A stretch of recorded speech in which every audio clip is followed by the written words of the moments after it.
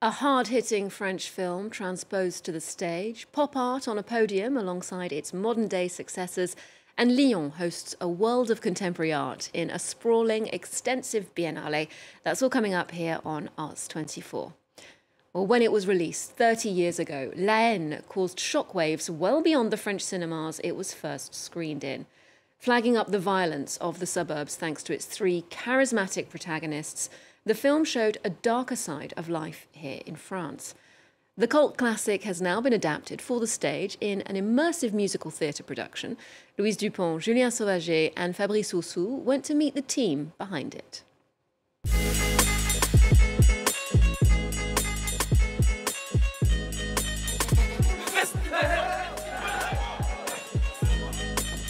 Comme si c'était figé dans le temps avec le flic qui bouge plus, Vince par terre, et là tout le monde est figé dans le temps.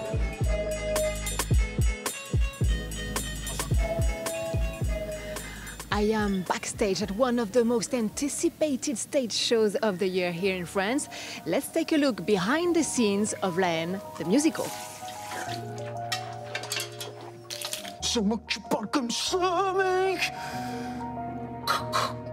In the stage version, director Mathieu Kassovitz revisits his film. Ouais, Vince, ouais, j'arrive en bas de chez toi, là. Non, sérieux, me fais pas galérer comme d'habitude. The first of its kind, a tale of police violence. Jusqu'ici, tout va bien. Jusqu'ici, tout va bien. It showed the world the hardship in France's multicultural suburbs. 30 years after it was released, the original message is more relevant than ever.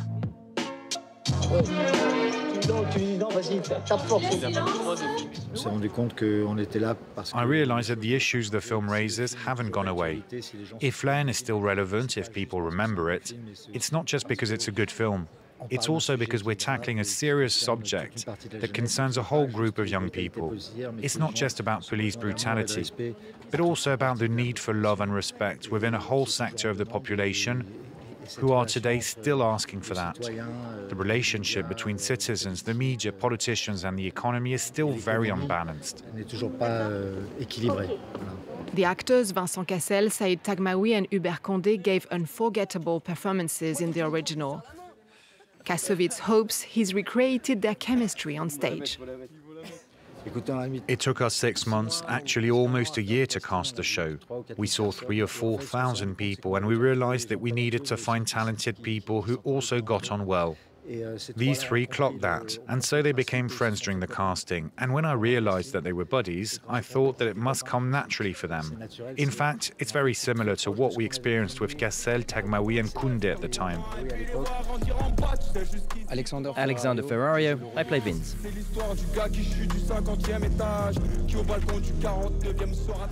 I'm Sami Belkessa, I play Saïd. I'm Alivor, I play Hubert.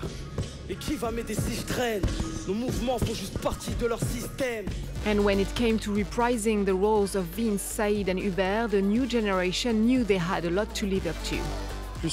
It's more than pressure, it's the adrenaline that comes with it. We can't wait to show audiences what we've been working on for months. Were you even born when the film came out? We were young. So what does this universe evoke for you? It's interesting because I come from a working-class neighborhood, and I felt like the film had been shot just down the street from where I live. It's an important film because it revealed the real French suburbs to the world. That it's hatred, yes, but there's also love, solidarity and generosity. That's why I think it's important.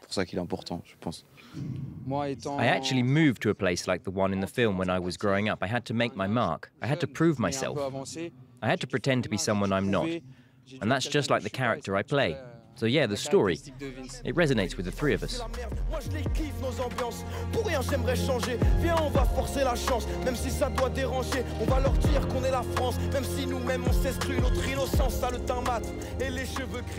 Around 30 actors and dancers perform on stage. The show combines rap, film, theater, live performance.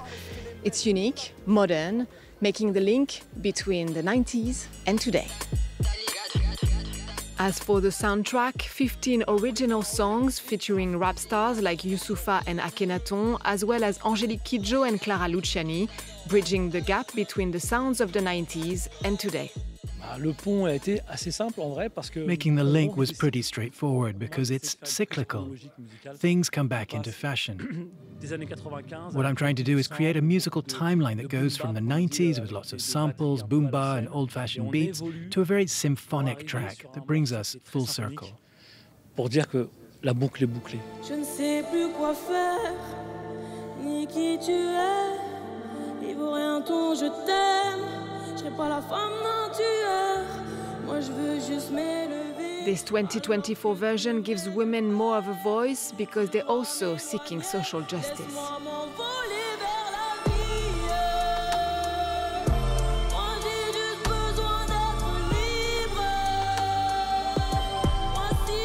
La Haine, so far nothing has changed, is on at the Seine Musicale near Paris, then on tour in France until June 2025.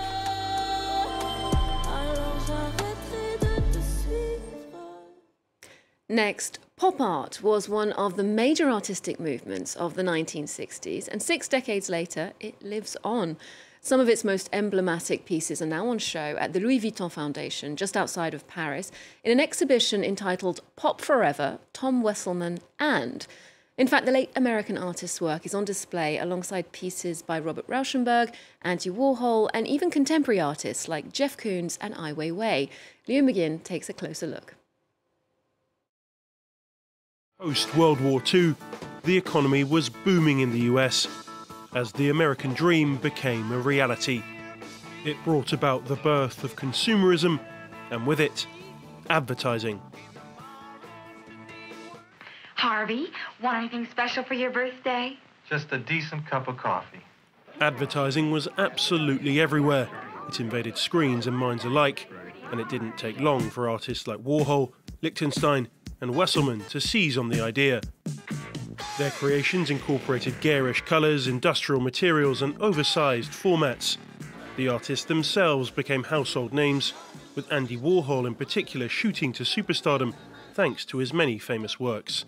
It brought art out of just a museal context where it is requested that you have great knowledge about art. Pop art is something where you can connect in immediacy with.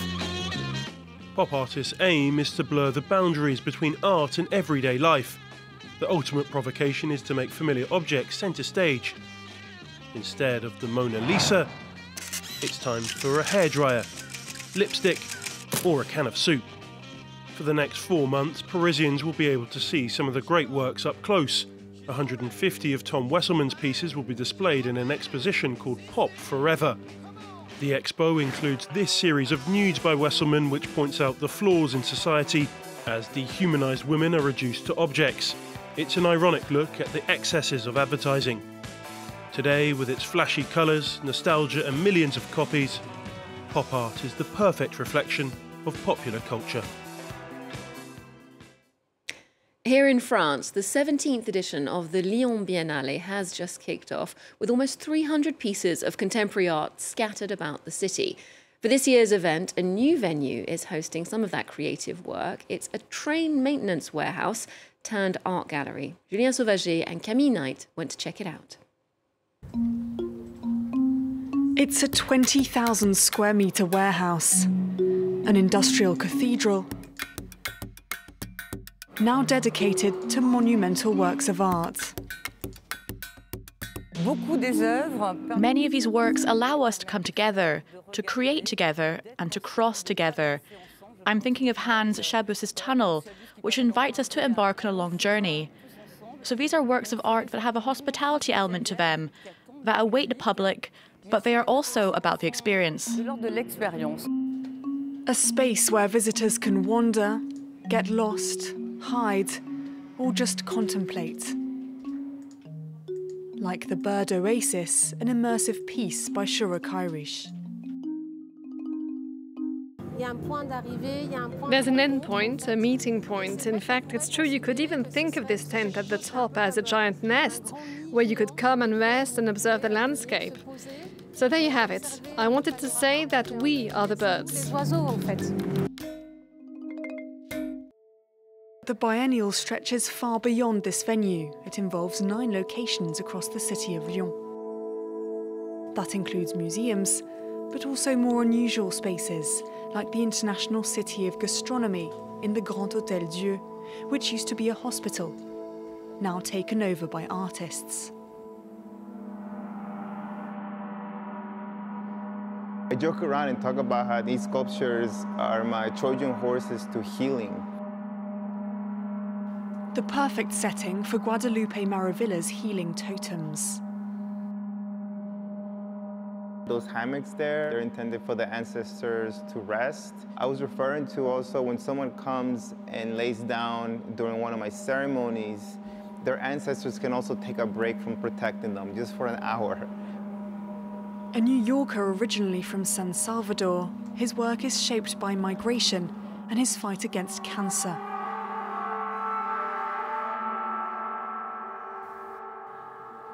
He's just one of the 78 different artists exhibiting at the Lyon Biennial this year, along with their 280 works of art. Finally, to a mashup of a beloved comic strip character and the innovative projection mapping of the Atelier des Lumières here in Paris.